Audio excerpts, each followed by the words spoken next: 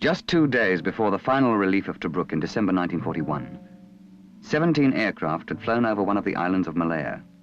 The bombs they dropped announced to the citizens of Singapore and the world that a new enemy, Japan, had entered the war.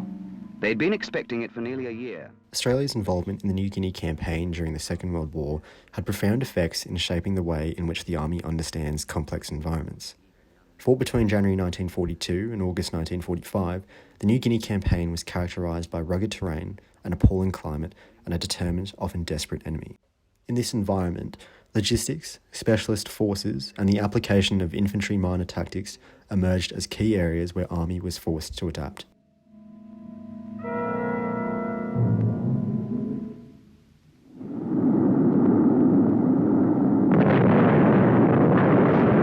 The Japanese had almost unchallenged mastery of the air. Their southward advance... Much can be learned from the logistics failures in Papua New Guinea between July 1942 and January 1943. Operational logistics, referring to the provision and handling of personnel and the supply of materiel, was poorly understood in Australia prior to the Second World War. This was largely the result of the AIF's integration as a purely fighting force within the British Army. Apart from its administrative headquarters, hospitals and training camps, its logistics units were only intended to service corps and combat responsibilities. Although experiences in the Middle East proved invaluable, many of the recently embraced ideas were in relation to the application of logistics for mechanised operations.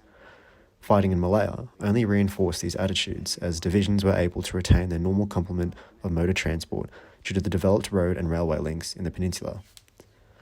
The relative isolation, inhospitable terrain, malarious climate, and underdeveloped infrastructure of New Guinea would therefore pose a significant challenge to the entrenched views of maintenance and resupply.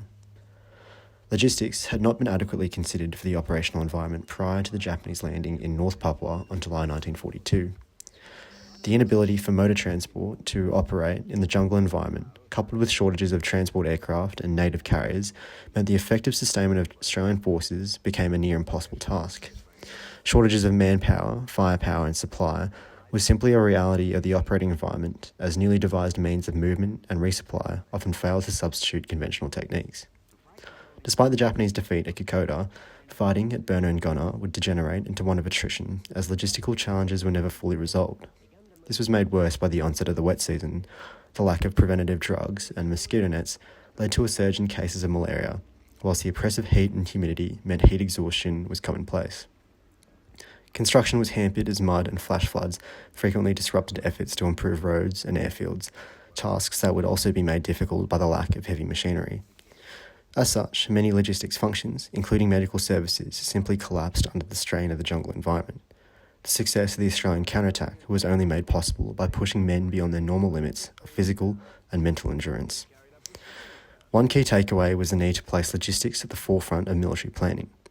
Commanders must adequately grasp the nature and extent of logistical challenges posed by their operating environments and resist being constrained by conventional means of movement or resupply. They should also seek to adapt tactics in accordance with the logistic support that is available.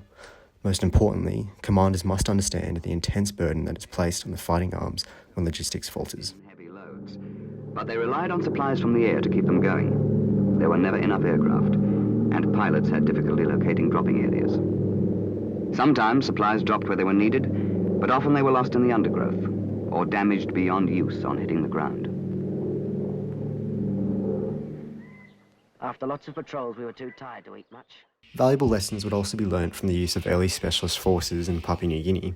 Despite the success, Australian military planners were initially resistant to the idea of unconventional forces.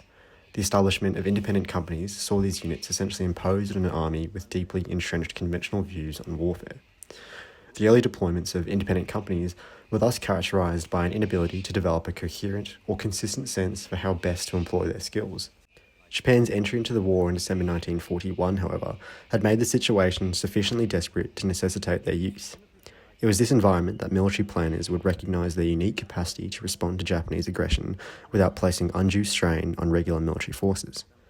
Between 1942 and 1943, the Australian Commando developed a distinct character and operational style characterised by the unique physical nature of New Guinea.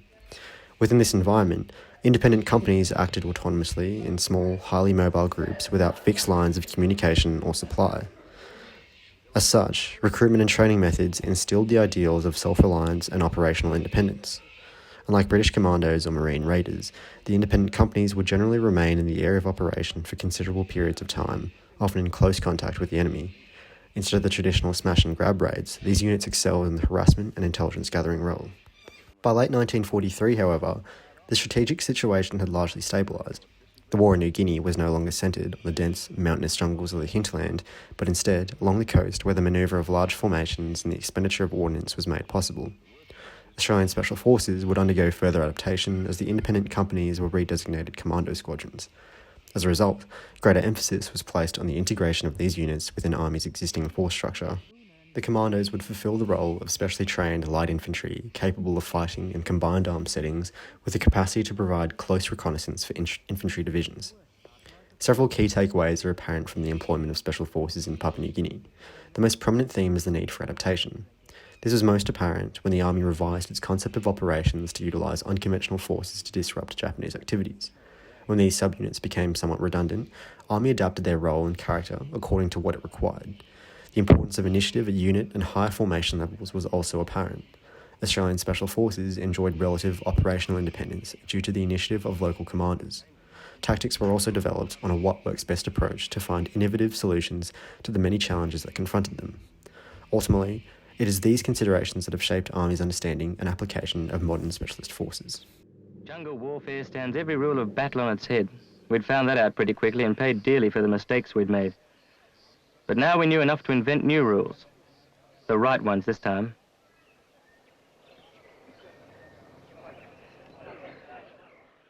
Operations in Papua New Guinea also demonstrated the need to develop tactics suitable for the jungle environment.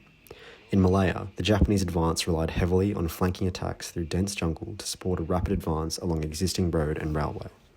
Although Australian infantry had been trained to patrol and fight in the thick vegetation flanking these movement corridors, the depth in which they could deploy was greatly mired by the weight of equipment and the need for resupply. As the Australians were essentially tied to their mode of transport, they were forced to withdraw or be cut off by wide encirclements. Attempts were made to remedy these issues, but in most instances, these decisions were made with predetermined judgment and instinct. In New Guinea, support weapons were discarded due to the belief that they would be impossible to transport. Indirect fire weapons were also seen to be of limited value due to poor visibility in the jungle. Unlike the Japanese, Australian commanders failed to grasp that it was not necessary for gunners and mortar crews to observe their targets to deliver a suppressive area effect. Ranging by soundburst or splinter effect provided a crude solution to the problem. It was only later in the campaign, however, that support weapons were reintroduced. Until then, Australian soldiers would possess no answer to harassing fire from Japanese machine guns, mortars, and mountain artillery.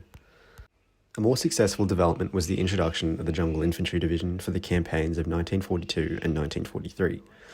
Anti-aircraft and carrier platoons were eliminated, motorised transport pulled, and artillery formations heavily reduced to produce a more flexible, infantry-orientated organisation better suited to the jungle environment.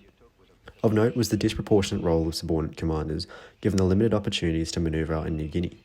The difficulties of effecting command and control in the jungle environment meant operational control resided at far lower levels than had been the norm. Thus, battles generally became a series of intense subunit actions, or rather tests of individual skill. The need for more appropriate training was also recognised, as evidenced by Lieutenant General Sidney Rao's recommendation that training be conducted in actual jungle. Until then, Australian soldiers would continue to be dominated by their environment. In November 1942, the Jungle Warfare Training Centre would be formally established following the relocation of the Guerrilla Warfare School to Canungra. Better training methods and doctrine based on the New Guinea experience would emerge as part of the systematic collection and dissemination of lessons by the Directorate of Military Training. Initially, these centred on meticulous individual and small group skills, but would later evolve to include more generalised tactics such as the employment of weapons and equipment, aggressive patrolling, and ways to respond to Japanese attempts at infiltration or encirclement. Consequently, Canungra came to represent the first efforts to standardise the preparation of individuals prior to their deployment to New Guinea. The New Guinea campaign serves as an important reminder on the need to adapt tactical methods in anticipation of potential operating environments. The lack of knowledge and inadequate preparation for the jungle meant soldiers were forced to learn tactics in combat.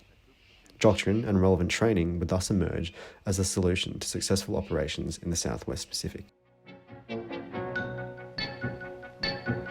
Men who were veterans of a dozen campaigns had to start again at the bottom and learn the techniques of this new kind of warfare.